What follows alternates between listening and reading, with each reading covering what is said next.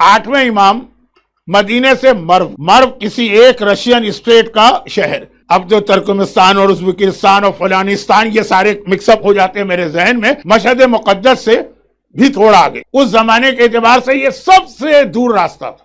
گویا آپ نارتھ پول یا ساؤتھ پول پہ جا رہے ہیں, اسی لیے غریب الغربا. اب مدینے سے اتنا دور چلے گئے. 8ویں امام کی ساری زندگی مدینے میں گزری. یہ مومنین کو کتنا بینیفٹ تھا, روزانہ صبح شام امام کی زیارت کرتے. مخلص مومنوں کی بات ہو رہی. اور کہا یہ کہ جس کی روز زیارت کر رہے ہیں وہ 2 سال کے لیے آنکھوں سے غائب ہو گیا. اب یہ تڑپ رہے ہیں. آج ہم صرف روزے کی زیارت کے لیے جاتے ہیں نا تو کتنا لوگ تڑپتے ہیں. یہ 25 ملین کوئی چھوٹی تعداد نہیں. پورے کینیڈا کی پاپولیشن ابھی شاید 30 ملین, آسٹریلیا کی پاپولیشن 24 ملین, پورے کانٹیننٹ ہیں. اتنے لوگ ایک دن میں کربلا پہنچ جاتے ہیں. تڑپ ہے نا روزے کی. تو اگر خود امام معصوم آپ کے سامنے بنفس نفیس ہو کہ آپ ان کے چہرے کی زیارت کریں, ان سے بات کریں, تو کیا مومن کا جذبہ ہوگا. چنانچہ مدینے کے مومنین تڑپتے. اب 2 آج مدینے سے تڑپ کے نکلے کہ ہمیں 8ویں امام کی زیارت کرنا ہے. کہا روزانہ ان کی زیارت کرتے تھے اور کہا بالکل محروم ہو گئے. چلو آئیے, زیارت, فضیلت, ضمانت, ثواب, بینیفٹ, قبر, قیامت, پل صراط, یہ سب سننے کے بعد اب حدیث سنی. یہ آ گئے مدینے میں آئے, امام کی ملاقات کی. میں بات کو شارٹ کر رہا ہوں, میں اتنی شارٹ بات کرنے کا عادی نہیں ہوں, لیکن وقت کو دیکھ رہا ہوں. یہ آئے امام کی زیارت کی. جو جوش, عقیدت, ہاتھوں کو بوسہ دینا, پیروں پہ گرنا, سب اپنی جگہ. اس کے بعد بیٹھے ہوئے تھے کہ وقت نماز آ گیا, ظہر کی نماز کا وقت. امام معصوم ہے, ان کے پیچھے نماز کا ثواب ملنے والا ہے. اس سے بڑی سعادت کیا ہوگی, اس سے بہترین نماز کیا ہوگی. دونوں نے وضو وغیرہ کیا, تیار ہو گئے. یہ ایک بحث ہے علماء میں آج بھی ان واقعات کی وجہ سے کہ اگر آپ زیارت کے لیے غسل کر کے جائیں تو کیا اس کے بعد وضو کی ضرورت ہے کہ نہیں. اور اس کا خلاصہ یہ ہے کہ نہیں, وضو کی ضرورت. آغا سیستانی کیا جمعے کے غسل کے بعد شاید وضو کی ضرورت نہ ہو, شاید نہیں, یقیناً نہیں ہے, لیکن زیارت کے غسل کے بعد تو ہے. تو اب یہ تو غسل کر کے آئے تھے زیارت کے لیے. جو زیارت کا غسل اسلام میں آئے وہ روزے کی زیارت کا نہیں آیا, خود امام کی زیارت کا غسل ہے. تو آپ وضو کر کے کھڑے ہو. اب امام نماز شروع کرنے والے ہیں. اذان ہوئی, اقامت ہوئی. اس کے بعد کیا ہوتا ہے نا, پیش نماز کو کوئی انسٹرکشن دینا ہو تو وہ پیچھے مڑتا. امام پیچھے مڑے, 2 تھے. ایک سے کہا کہ تم ویسی نماز پڑھو جیسی میں پڑھ رہا ہوں. دوسرے سے کہا تم ویسی نماز نہیں پڑھنا, تمہیں نماز قصر پڑھنا. مسافر آدمی کے لیے ظہر اور عصر اور عشاء کی نماز قصر ہوتی. اس بچے کو بھی مسئلہ پتا ہوگا. دونوں. امام نے کہا تمہیں قصر پڑھنا ہے کیونکہ تم مسافر ہو, تمہارا قیام یہاں 10 دن سے کم ہے. ضمناً ایک جملہ کہہ دوں خالی. دیکھیں بعض اوقات ایسا ہوتا ہے, میں باتیں نہیں پھیلانا چاہتا, لیکن ہماری قوم میں ایک بیماری یہ بھی ہے کہ کوئی نہ کوئی اعتراض نکالنا ہے خطیب کے جملوں میں. بقول مرحوم غلام عسکری صاحب کے, دنیا میں ہر قسم کے شکاری ہوتے ہیں. سب سے بڑا شکاری مانا جائے گا جو افریقہ جاتا ہے نا, وہ ہاتھی کو مارتا ہے اور گینڈے کو مارتا ہے. بگ 5 جو ہیں, اس سے بڑا شکاری ہے جو مولوی کا شکار کرتا ہے. کوئی ایک لفظ زبان سے ایسا نکل اور فوراً 7 منٹ کی تقریر نہیں, آدھے منٹ کا جملہ. تو اب یہ ہے کہ پرانے زمانے میں جب لوگ اتنا لمبا سفر طے کر کے آتے تھے تو خالی 10 دن تو نہیں ٹھہریں گے شہر میں, آنے میں 2 مہینے لگ گئے. تو کم سے کم 2 مہینے 1.5 مہینے کا قیام ہوتا ہے. تو اس کو تو نماز پوری پڑھنا ہے. کنڈیشنل شرط یہ ہے کہ شہر سے باہر نہ جاؤ. جہاں تم نے قیام کیا اگر تم کسی وجہ سے گھومنے پھرنے کچھ دیکھنے شہر سے نکل گئے, وہ تمہارا اسٹیٹ ٹوٹ جائے گا, پھر زیرو. تو خیر امام نے کہا تمہیں قصر پڑھنا ہے اور تم بالکل ایسی پڑھو جیسی میری. جس سے کہا میری جیسی نماز پڑھو تو خوش ہو گئے. مجھے امام نے ایک عزت دی, ایک احترام دی. اور جس سے کہا کہ میری جیسی نماز نہیں پڑھنا, آدھی پڑھو, ذرا سا وہ غمگین سا ہو گیا. کیا فرزند رسول, کیا مجھ سے کوئی خطا ہو گئی؟ کہا نہیں, تم بالکل ٹھیک ہو, اس لیے تمہیں قصر پڑھنا. یہ آدمی غلط ہے, یہ حرام سفر پر آیا ہے, یہ میری زیارت کے لیے نہیں آیا ہے. اس کا مقصد تھا ہارون رشید کے دربار میں کوئی کام, ظالم کے پاس اس کو جا کے ملاقات کرنا تھی. جب پتا چلا کہ وہ اس وقت مشہد میں ہے, کہا چلو سائیڈ میں امام کی بھی زیارت کر لو. ہم دلوں کا حال جانتے ہیں, یہ خاص ہماری زیارت کے لیے نہیں نکلتا, یہ ظالم سے ملاقات کے لیے آیا ہے اور سائیڈ میں ہماری زیارت کی. تو اس کا سفر حرام ہے. حرام سفر کے اندر نہ نماز قصر ہوتی ہے نہ روزہ معاف ہوتا. اور تمہارا سفر بالکل جائز اور حلال اور عبادت والا سفر ہے, اس میں اللہ تمہیں سہولت دے رہا. تو زیارت تو کر رہے ہیں, مگر اس زیارت کو امام قبول ہی نہیں کر رہے ہیں. یہ بھی ایک مسئلہ شرعی ہے کہ اگر کوئی حرام کام کے لیے سفر کر رہا ہے، کوئی فلم دیکھنے جا رہا ہے، کوئی میوزک کنسرٹ میں شرکت کے لیے لندن جا رہا ہے، کوئی نائٹ کلب میں جا رہا ہے، یا اب یہ جو مثالیں میں دیتا ہوں یہ آپ کے لیے تو نہیں، یا ایسا جو مجمع ہوگا وہ میری مجلس سنے گا کبھی آ کے، وہ تو نہیں، آپ کے لیے نہیں. آپ کے لیے کیا، باپ منع کر رہا ہے، ماں منع کر رہی ہے کہ زیارت پہ مت جاؤ. بہت مشہور ایک واقعہ ہے، بہت ہی شارٹ کر رہا ہوں اگرچہ اس کا 8ویں امام سے ڈائریکٹ تعلق نہیں ہے، لیکن جو موضوع بنانا کہ 8واں امام ضمانت لے رہا آپ کی جنت، پل صراط، قبر، برزخ کا، اس کے حوالے سے. ایک شخص، ایک نوجوان ہر شب جمعہ کربلا محلہ کی زیارت کو جاتا تھا، وہیں رہنے والا، کربلا کے قریب ہر شب جمعہ جاتا تھا. وہ اتنا قریب ہے کہ روز جا سکتا ہے لیکن نہیں جاتا. کیوں؟ اس کا باپ بہت بوڑھا ہے اور تقریباً ڈس ایبلڈ ہے، ویل چیئر تو اس زمانے میں ہوتی ہی نہیں تھی، بستر پر ہی. تو باپ کی خدمت کرنا ہے، لیکن اپنے باپ سے اس نے کہا کہ بابا بہت دل تڑپتا ہے، دنیا بھر سے لوگ شب جمعہ آتے ہیں، ایک رات مجھے اجازت دے دیا کریں کہ میں کربلا آقا کے روضے کی زیارت کر کے آ جاؤں. اب بعض اتنے سینسیٹیو مسئلے ہیں کہ آدمی ہاں بھی نہیں بول پاتا ہے، نہ بھی نہیں بول پاتا. کیسے روکے کہ زیارت پہ نہ جاؤ؟ کیونکہ شب جمعہ 4 معصومین کربلا میں جمع ہوتے ہیں، 1,24,000 انبیاء کربلا میں جمع ہوتے ہیں، ملائکہ مقربین کربلا میں آتے ہیں، 4 بڑے فرشتے کربلا میں آتے ہیں. تو وہ تو ایک عجیب رات ہے. جاؤ بیٹا. اب ایک شب جمعہ یہ گیا، راستے میں اس کو امام مل گئے. اچھا میں تفصیل میں نہیں جا رہا ہوں، جب امام ملاقات کرتے ہیں تو اس کو پتہ نہیں چلتا کہ یہ امام ہے، وہ بعد میں پتہ چلتا. اتنی تفصیلات میں جاؤں گا تو پھر تو یہ مجلس ختم ہی نہیں ہو پائے گی. امام میں اس وقت اس کو نہیں پتا تھا کہ امام ہے، ایک مسافر. اسلام میں حکم ہے نا کہ حتی الامکان 3 کام نہ کرنا، ان 3 کام کرنے والوں پہ اللہ کی لعنت ہوتی ہے. لعنت کا لفظ تو کئی جگہ آتا ہے، کہ اکیلے کھانا نہ کھانا، اکیلے گھر میں نہ سونا، اکیلے سفر نہ کرنا. تو اب یہ ہے کہ یہ حدیث بھی بڑا تشریح چاہتی ہے. اس میں جیسا میں نے کل کہا نا، کھانا کھائیے، اپنے گھر والوں کو بٹھا لیجیے، بیوی کو بٹھا لیجیے، سفر کریں تو یہ 3 پہ لعنت ہوتی ہے. لعنت کا مطلب گالی نہیں ہے، لعنت کا مطلب ہے رحمت اس کے پاس نہیں آتی. تو اب یہ سفر میں جا رہا زیارت کی، دوسرا آدمی مل گیا، حدیث تو ہر ایک کو معلوم ہے، دونوں ساتھ. اب باتیں ہو رہی، اس سے تھوڑا اندازہ ہوا. ایک مرتبہ اس ساتھی نے کہا کہ تمہارے پاس کچھ ہے کھانے کے لیے؟ کہ نہیں میرے پاس تو کچھ نہیں بھائی، میں رات کا کھانا کھا کے نکلا تھا، فجر تک واپس پہنچ جاؤں گا، کچھ نہیں ہے میرے پاس. کہا ہے؟ کہہ رہا میں اپنی حالت بہتر جانتا ہوں، تم تو بالکل اجنبی ہو، مجھے ابھی ملے ہو. کہا نہیں ہے. جیب میں ہاتھ ڈالو. جیب میں ہاتھ ڈالا تو تھوڑی سی اسے یاد آ گیا. میری بیٹی نے آج دوپہر مجھ سے کہا تھا بابا رات کو کشمش لے کے آئیے گا، میں لے کے آیا تھا، نکلنے کی جلدی میں اس کو دینا بھول، مجھے خود ہی یاد نہیں رہا، اور یہ آدمی مجھ سے کہہ رہا ہے کہ تمہاری جیب میں ہے. خیر اب یہ ساری باتیں اس وقت تو ذہن نہیں ہو، لیکن تھوڑا سا سمجھ میں آئے. اس آدمی نے پھر ایک جملہ کہا، یہ جملے نے بھی اس کو متوجہ کیا کہ اتنا بڑا جملہ عام آدمی تو نہیں کہہ سکتا. کہا کہ اے شخص، اے نوجوان، تیری ساری زندگی اور تیرے ہر کام سے میں بہت خوش ہوں. یہ جملہ کون کہے گا؟ تو کوئی بڑا ہی آدمی کہے گا نا کہ تیرے ہر کام سے میں خوش ہوں سوائے ایک کام. طلب کہا میرا اور کون سا کام ہے؟ جیسے میں نے کہا نا کہ یہ آپ کا موضوع نہیں ہے کہ شراب اور گانا اور میوزک اور ڈانس کلب، یہ آپ کا موضوع نہیں ہے. تو نوجوان کوئی ایسا گناہ نہیں کرتا. کہا یہ جو تو ہر شب جمعہ کربلا آتا. تڑپ گیا، اتنی بڑی عبادت میں کر رہا ہوں اور آپ خوش نہیں؟ کہا کہ ہاں. کیونکہ تمہارا باپ وہ جب شب جمعہ کسی وقت رات کو، بوڑھا آدمی ہے نا، اٹھتا، اس کو ٹوائلٹ جانا ہوتا ہے لیکن وہ نہیں جا پاتا. اب وہ تکلیف کی شدت، اس کا بڑھاپا، اس کا ڈس ایبل ہونا، اس کو سہارا چاہیے، تم ہو نہیں. وہ جو شب جمعہ تکلیف میں گزارتا ہے، جب فجر کے قریب تم جاتے ہو تب اس کو لے جاتے ہو واش روم یا ٹوائلٹ. باپ کو تکلیف پہنچا کر جو تم ہمارے جد کی زیارت کو آ رہے، یہ لفظ نے اور اس کے کان کھڑے کیے، ہمارے جد. تمہارا یہ عمل ہمیں قبول نہیں. زیارت، 8ویں امام کی ضمانت، اور ایسے 3 اہم ترین موقعوں پہ ضمانت. لیکن پھر ساتھ میں تفصیل بھی آ رہی. گرچہ میرے حساب سے یہ ساری تفصیل بھی مجھے بیان نہیں کرنا چاہیے تھی، ایک جملہ کہہ دیتا تو پیغام مکمل ہوتا. اور وہ جملہ کیا ہے؟ پیغمبر کے افضل ترین صحابیوں میں ایک صحابی.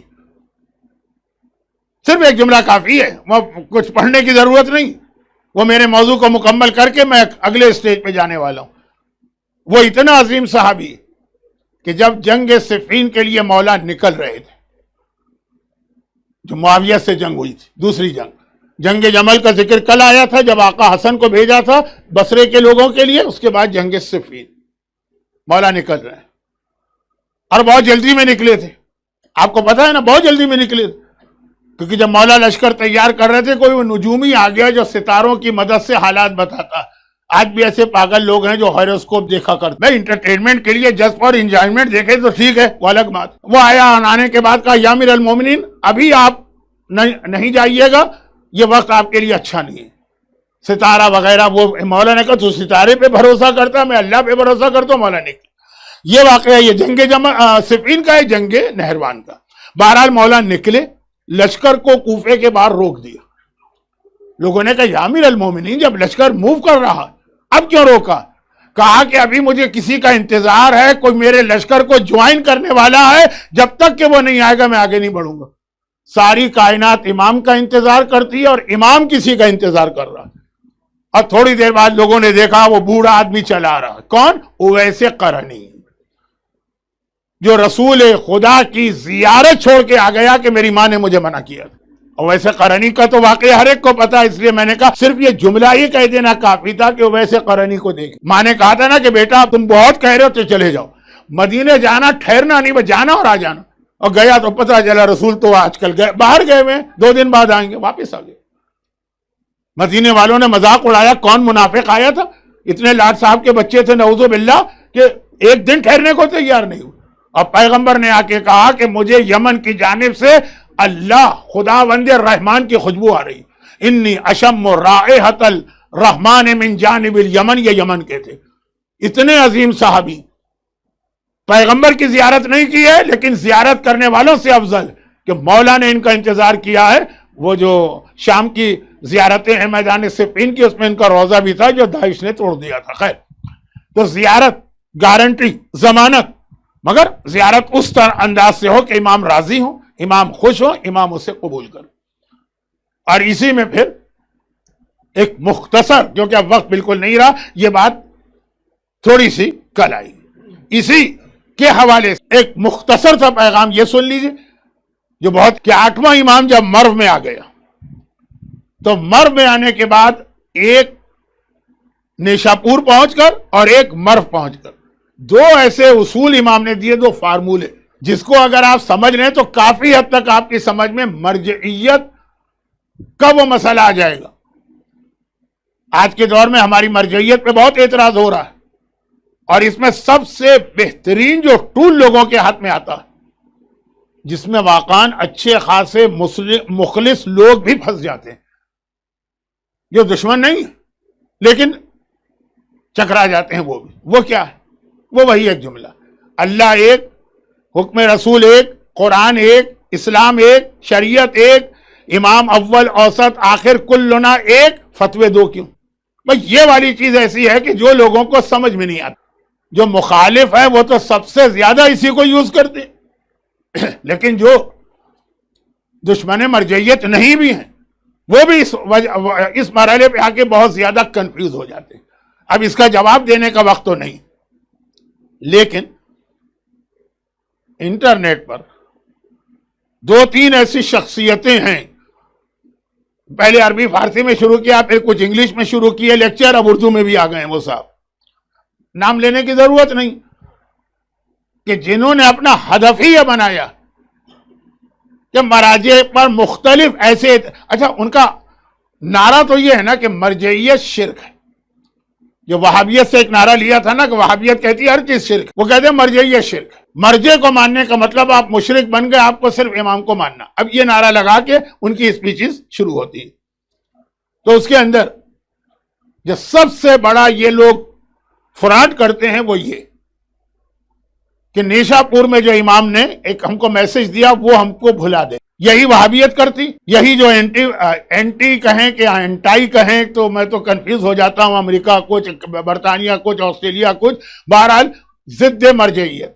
ایک چیز بہت مشہور واقعہ، جب 8واں امام شہر نیشاپور پہنچا تھا تو کیا اس بالو 80,000 تو وہ علماء تھے جو کاغذ و قلم لے کے آئے تھے کہ امام سے کوئی حدیث رسول. اس زمانے کی جو کیا کہتے ہیں انگریزی میں ڈیموگرافی، جو اس زمانے میں تعداد تھی، پاپولیشن تھی دنیا کی، اس کو دیکھتے ہوئے 80,000 تو خالی علماء ہیں، عوام کی بات چھوڑیں.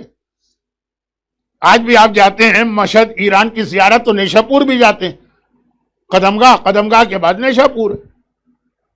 جہاں پہ وہ امامزادے ہیں جن کو آگ میں نہیں تیل میں ڈال کے زندہ جلایا گیا تھا چوتھے امام کے بیٹے، تو وہیں پہ 8ویں امام کی سواری آئی تھی اور سب نے کہا تھا فرزند رسول. یہ 80,000 علماء. ایک حدیث ہمیں آپ سے سننا ہے، یہ وہ حدیث ہے جس کے بارے میں علماء کہتے ہیں کہ یہ حدیث تو اپنی جگہ ہے ہی اہم، اس کے جو راوی نیریٹر یعنی کس نے کس سے سنا، کس نے کس سے سنا، یہی اتنی اہم کہ اگر پانی پہ پڑھ کے پھونکو اور کسی پاگل کو پلا دو تو کوئی تعجب نہیں کہ وہ صحیح اور دماغ ہو جائے. اور یہ حدیث آج بھی تمام مراجع اپنی کتاب میں لکھ رہے ہیں، حدیث نہیں لکھ رہے، مسئلہ لکھ رہے ہیں. آغا سیستانی کی بک دیکھ لیں، آغا خوئی کی کتاب دیکھ لیں، امام خمینی کی کتاب دیکھ لیں.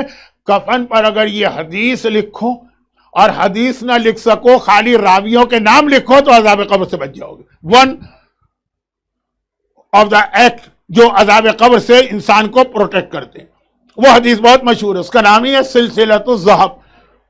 سلسلہ عربی میں کہتے ہیں جو عورت گلے میں چین پہنتی ہے زنجیر، ذہب مانے سونا. وہ معلوم ہے آپ کو. اب میں اس کے بعد ایک اور حدیث آپ کو سناؤں گا، وہ آپ کے لیے نہیں ہوگی. حدیث کے راوی کیوں اہم ہے پتہ ہے؟ 8ویں کہتے ہیں میں نے اپنے بابا 7ویں سے، انہوں نے اپنے بابا 6ٹھے سے، انہوں نے اپنے بابا 5ویں سے، انہوں نے اپنے بابا 4تھے سے، انہوں نے اپنے بابا آقا حسین سے، انہوں نے اپنے بابا علی سے، انہوں نے رسول خدا سے، انہوں نے جبرائیل سے، اور جبرائیل نے اللہ سے سنا. یہ تو راوی ہیں خالی جو 8ویں سے شروع ہو کے اللہ تک پہنچتے ہیں. اور پھر وہ حدیث. اب یہ 80,000 قلم حرکت میں آ رہے ہیں. امام ایک ایک لفظ کہتے جاتے ہیں کہ مجھ سے انہوں نے کہا، مجھ سے انہوں نے کہا، وہ لکھ رہے، نوٹنگ ہو رہی. 80,000 علماء. اور پھر امام نے حدیث سنائی کہ قال اللہ لا الہ الا اللہ حسنی من دخل حسنی امن من عذابی.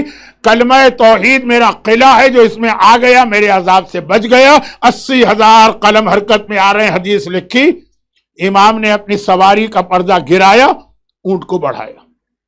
ٹھیک، یہ بات مشہور واقعہ. حدیث سلسلۃ الذہب بھی لوگ پڑھتے ہیں اپنے پرابلم کے سلوشن کے لیے. مرنے والے کے کفن پہ بھی لکھتے ہیں، اور واقعہ بھی مشہور. اس کے بعد کیا ہوا؟ اونٹ چلا ابھی اس جگہ سے نکلا بھی نہیں تھا، امام نے پھر رکوایا اونٹ کو، پردہ ہٹایا، اور ایک مرتبہ کہا لیکن بشرطہا و شروطہا. حدیث میں کیا تھا؟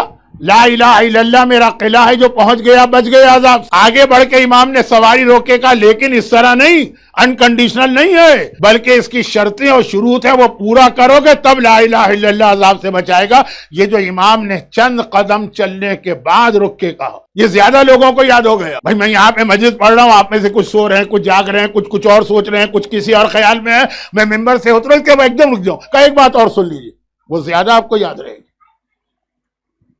کہ امام نے کہا کہ ہر حدیث کے ساتھ کچھ کنڈیشنز ہوتی ہیں، تو جس میں بھی آتا ہے نا کہ عذاب نہیں ملے گا، یا علی والا سیدھا جنت میں جائے گا، یا کوئی کسی قسم کا اس کے اوپر حساب کتاب نہیں ہوگا. امام نے کہا لا الہ الا اللہ کے لیے بھی شرائط، اور وہ شرائط ڈھونڈنا پڑتی ہیں، وہ وہی نہیں بتائی جاتی ہیں. بھائی لا الہ الا اللہ کی شرائط کیا امام نے وہاں نہیں بتائی. یہ شرائط ڈھونڈنے کا نام ہے مرجعیت. مجتہد کا اصل کام ہی یہی. ہم اور آپ تو دوڑ پڑتے ہیں، ایک حدیث ہمارے پاس آ گئی، ہم نے کہا یہ امام نے فرمایا. نہیں، قرآن کی آیت آ گئی، آپ نے کہا یہ اللہ نے فرمایا. نہیں، ابھی ڈھونڈو جا کے، اس کی شرائط تو کہیں نہیں آئی. اچھا یہ ایک حدیث ہے، اب سنیے ایک اور حدیث. اس میں اور پہلی حدیث میں صرف 2 لفظوں کا فرق. دوسری حدیث وہ اس کتاب میں ہے جس کا عربی میں ہے، فارسی ترجمہ ہے، اردو ترجمہ ہے، انگلش ترجمہ ہے، پی ڈی ایف پہ موجود. 8ویں امام کے حالات. شیخ صدوق جو امام زمانہ کی دعا سے پیدا ہوئے، بالکل شروع زمانے کے عالم. 2 والیوم میں انہوں نے کتاب لکھی ہے، اخبار عیون الرضا. 500 صفحے یا 700 صفحے کی کتاب ہے، 1,500 پیجز کی. بہت حالات ہیں اس میں امام کے، اس کے اندر سے بھی یہ حدیث پڑھ رہا ہوں. اور وہ یہ کہ 8ویں نے فرمایا کہ مجھ سے میرے بابا 7ویں نے کہا، ان سے بابا 6ٹھے نے، ان سے ان کے بابا 5ویں نے، ان سے ان کے بابا 4تھے نے، ان سے ان کے بابا آقا حسین نے، ان سے ان کے بابا علی ابن ابی طالب نے، ان سے رسول خدا نے. یہاں پہ حدیث رک گئی.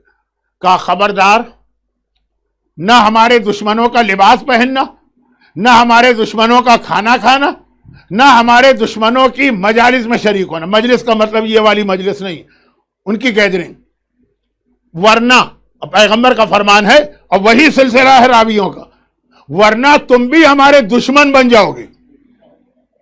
بھائی ایک تو ہے نا کہ ہماری کسی ایسے آدمی سے تعلقات ہیں جو دشمن ہے، اس کے اپنے نظریات، ہمارے اپنے نظریات۔ آج کل سیاست میں یہ ہے کہ نہیں، ایک اس پارٹی کا، ایک اس پارٹی کا، ایک ہی خاندان کے دوست ہیں، وہ اپنے نظریے پہ۔ پیغمبر نے کہا یہ نہیں ہوگا، تم بھی بن جاؤ گے اگر یہ تین کام کیا۔ اب یہ وضاحت کہ اس سے مراد کیا ہے، پوری حدیث کی وضاحت نہیں کر رہا ہوں، ٹائم میرے ہاتھ سے نکل گئے۔ ہمارے دشمنوں کا لباس نہ پہننا، کھانا نہ کھانا، کھانا نہ کھانے میں کا خرگوش۔ آپ کو معلوم ہے کہ شیعہ سنی میں ایک بڑا فرق خرگوش ہے۔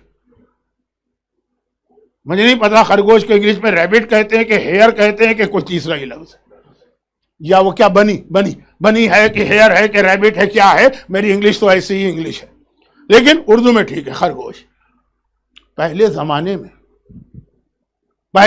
میں کسی شیعہ کو پہچاننا ہوتا تھا یہ شیعہ ہے کہ نہیں۔ مجھے معلوم ہے یہ آپ کا مسئلہ نہیں ہے، مجھے پتا ہے، لیکن معلومات کے لیے، جیسے آج کل ہمارے یہاں پاکستان میں جب ایسے فساد ہوتے ہیں، پہچاننا ہوتا ہے شیعہ ہے کہ نہیں، تو کہتے ہیں اپنی قمیض اتار کے پیٹھ دکھاؤ۔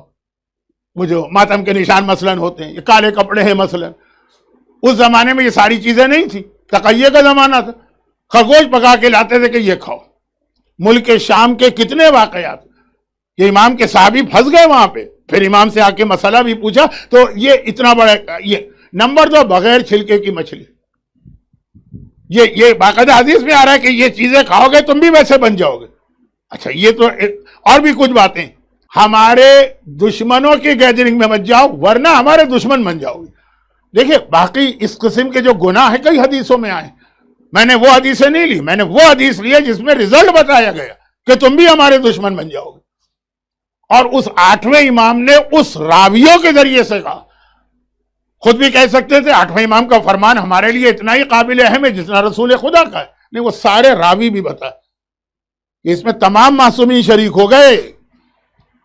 کہا کہ محفلوں میں نہ جاؤ، دشمنوں کی محفل کسے کہا جہاں گانا بجانا یا ڈانس ہوتا، اسے امام قرار دے رہے ہیں۔ دشمنوں کی وہ محفل جو آپ کو بھی دشمن بنا لے گی، آپ سے مطلب آپ نہیں ہے، میں پہلے دن وضاحت کر چکا ہوں۔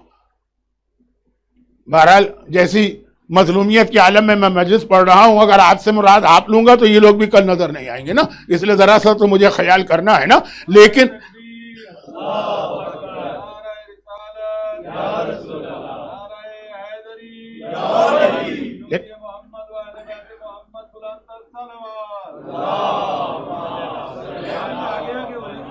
یہاں ضرورت ہے، غالباً ضرورت تو نہیں ہے، چلے آ جائیے، وہ کہہ رہے ہیں تو آ جائیے، کیونکہ اور تو مجھے کوئی نظر ہی نہیں آ رہا۔